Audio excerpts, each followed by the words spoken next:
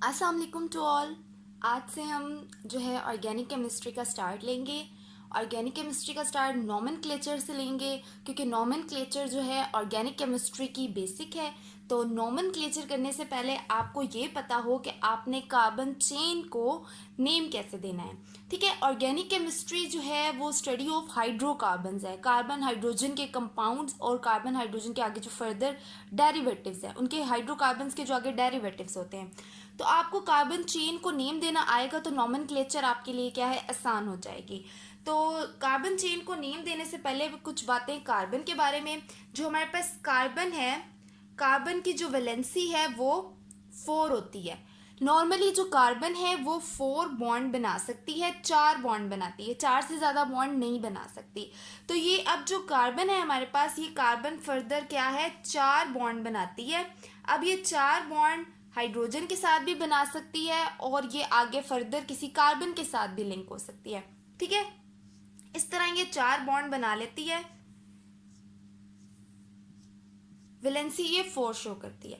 Suppose यहाँ पर अगर ये जो कार्बन है ये यहाँ पे हाइड्रोजन के साथ बॉन्ड बनाने के बजाय फर्दर आगे किसी और कार्बन के साथ भी बॉन्ड बना सकती है। ठीक है, अब ये कार्बन अपने 4 वैलेंसी को कैसे सेटिस्फाई करेगी, एक बॉन्ड तो इसने इसके साथ बना लिया, फर्दर ये क्या है, आगे और बॉन्ड हाइड्रोजन के साथ भी बना सकती है और किसी और कार्बन के साथ भी बना सकती है। ठीक है, इस तरह क्या है, हमारे पास कार्बन चेन्स भी बनती हैं। यहाँ से अगर मैं फिर हाइड्रोजन को रिमूव कर दूं, आगे ये फिर फर्दर किसी कार्बन के साथ क्या है, बॉन्ड बना लेगी। तो इस तरह क्या है, हमारे पास कार्बन चेन बनती जाती है। ये कार्बन कोई 2-3 कार्बन की चेन नहीं होती, बल्कि ये 10, 12, 100 और 200, 300, ये बहुत लंबी चेन्स भी क्या हैं, बन सकती हैं। ठीक है, तो आज हमने कार्बन चेन्स को नेम देने का क्या है, तरीका सीखना है। आज सपोज करते हैं कि अगर आपके पास एक कार्बन की चेन है, 2 कार्बन की चेन है, 3 कार्बन की, तो वो नॉमेनक्लेचर में उनको आपने नेम किस तरह देना है। अगर आपके पास सिर्फ एक कार्बन की चेन है, 1 कार्बन चेन है, तो आप उसको नेम देंगे मीथेन का।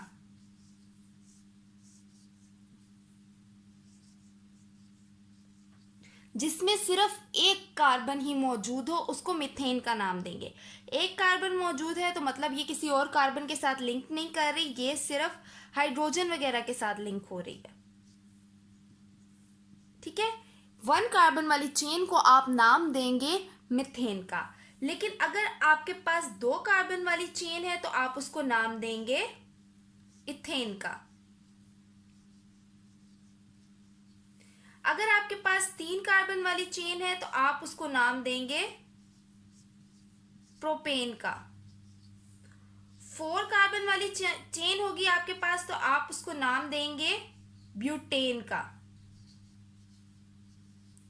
5 कार्बन वाली चेन होगी तो आप उसको नाम देंगे पेंटेन का। ठीक है, अगर आपके पास 6 कार्बन वाली चेन है, 7 कार्बन वाली चेन है, 8 कार्बन वाली चेन है, 9 कार्बन वाली चेन है या 10 कार्बन वाली चेन है, 6 वाली को नाम देंगे आप हेक्सेन का। 7 कार्बन वाली चेन को आप नाम देंगे हेप्टेन का। 8 वाली को देंगे आप ऑक्टेन का।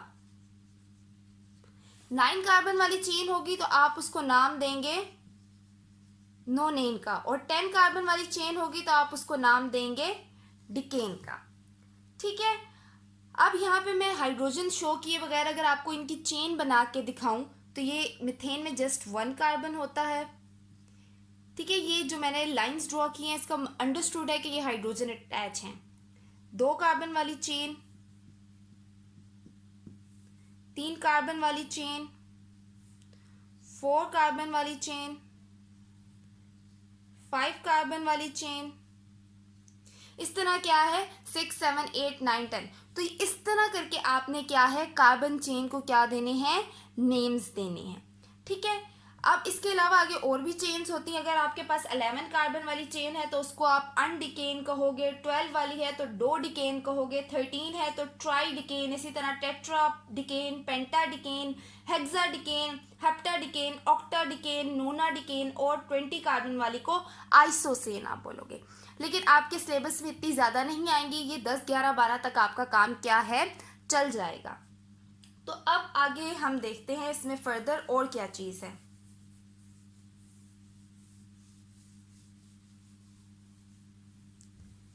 अच्छा जी, ऑर्गेनिक केमिस्ट्री में चेन देने का तरीका, जब बेसिक ये ऑर्गेनिक केमिस्ट्री हमारी सेकेंड ईयर में स्टार्ट होती है तो वहाँ पे बच्चों को चेन देने के तरीके, चेन्स कुछ यूँ बना के दी जाती हैं जिस तरह के आपके पास हाइड्रोजन साथ में अटैच करके दिखाए जाते हैं CH3। अच्छा, ये बात स्टार्ट करने से पहले एक और इम्पॉर्टेंट बात, जब मैंने बात की मीथेन की, ठीक है, ये मीथेन मैंने कहा ये 1 कार्बन वाली 1 कार्बन होती है इसमें, जिस तरह के ये क्या है CH4, यानी कि 1 कार्बन और 4 हाइड्रोजन होते हैं हमारे पास। अब अगर यहाँ पे एक काम ऐसा हो जाए कि यहाँ से एक हाइड्रोजन को रिमूव कर दिया जाए और इस जगह को खाली छोड़ दिया जाए कि ये फर्दर किसी बड़ी चेन के साथ जाके अटैच हो सके और वहाँ पे सब्स्टिट्यूएंट के तौर पे एक्ट कर सके। सब्स्टिट्यूएंट क्या होता है हमारे पास, कोई भी हम कहते हैं कि हमारे पास ऐसी चीज़ जिसमें से हाइड्रोजन को रिमूव कर दिया जाए और वो फर्दर किसी चेन के साथ जाके उस जगह पे अटैच हो सके, वो सब्स्टिट्यूएंट कहलाती है। अब यहाँ पे जब ये मीथेन में से एक हाइड्रोजन रिमूव करके इस जगह को मैंने खाली छोड़ दिया ताकि ये किसी और के साथ अटैच हो सके, तो ये मीथेन का जो ANE एंड वाला ANE होता है, इसको हम YL के साथ रिप्लेस कर देते हैं। अब ये जो ANE है YL के साथ जब रिप्लेस होता है तो ये बन जाता है मिथाइल। ये एक अल्काइल ग्रुप बन गया है अब आपके पास, अल्काइल ग्रुप बन जाता है। इसी तरह अगर हमारे पास 2 कार्बन वाली, जिस तरह मैंने इथेन की बात की थी, आपके पास ये 2 कार्बन वाली चेन है,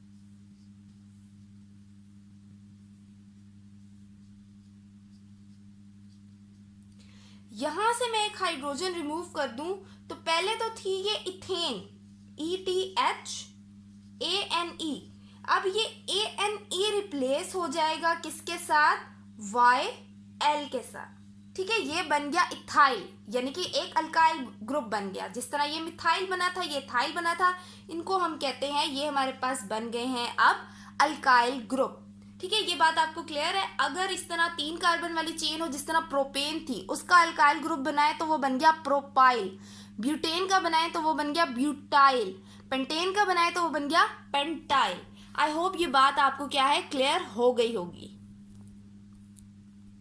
चलते हैं अगली बात। अच्छा जी, अब हमारे पास नेक्स्ट बात जो आती है वो चेन किस तरह है, ठीक है। अगर आप अपने सिर्फ सेकेंड ईयर के सिलेबस में देखें तो वहाँ पे आपको चेन्स इस तरह करके दी हुई हैं, जिस तरह CH3 लिखा हुआ है, CH2 लिखा हुआ है, उसके बाद CH2 CH3। अब ये 4 कार्बन की चेन है, 1 2 3 4 कार्बन वाली चेन को ब्यूटेन कहते हैं, ठीक है। इस चेन को लिखने का एक और तरीका भी है, 2 तरीके और हैं। जिस तरह के ये बीच में मैं लाइन ना लगाऊं और मैं इस तरह लिख दूं CH3 CH2 CH2 और CH3, ठीक है, ये तरीका भी है। लेकिन ऑर्गेनिक केमिस्ट्री में क्या है, अगर आप सेकेंड ईयर के बाद आगे जाएं तो हमारे पास इतने लंबी लंबी चेन्स होती हैं कि इस तरह हम CH3 CH2 CH3 इस तरह करके अगर लिखने लगे तो हमारा पूरा पेज भर जाए, ठीक है। वो स्ट्रक्चर्स को इस तरह लिखना जो है मुश्किल हो जाता है, तो उसके लिए लाइन नोटेशन यूज़ की जाती है। लाइन नोटेशन क्या होते हैं, आप जस्ट लाइन्स ड्रा करते हैं और लाइन्स से आपको समझ आ जाती है कि कहाँ पे कार्बन है, ठीक है। वो किस तरह होता है कि ये अब जिस तरह 4 कार्बन की चेन है तो मैं इस तरह स्टार्ट लेती हूँ, ये 1, ये 2, ये 3, ये 4, ये तीनों चीजें सेम है। ये जहां जहां पे भी आके ये नोक बन रही है, यहां से आपको अंडरस्टूड हो जाएगा कि यहाँ पे क्या मौजूद है, कार्बन मौजूद है, ठीक है।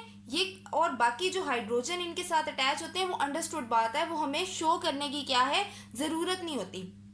इस स्ट्रक्चर को हम जो है लाइन नोटेशन बोलते हैं। ऑर्गेनिक केमिस्ट्री में आगे जाके यही स्ट्रक्चर, यही तरीका यूज़ किया जाता है। क्या है, इस तरीके से नहीं लिखा जाता, क्योंकि हमारे पास अगर 6-7 कार्बन वाली, 10-12 कार्बन वाली चेन है तो हम उसको क्या है ऐसे बनाते हैं।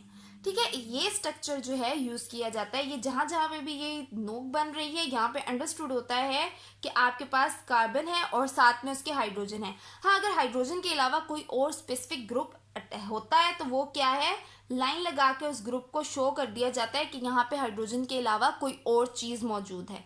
ठीक है, तो ये तरीका होता है हमारे पास क्या है चेन बनाने का।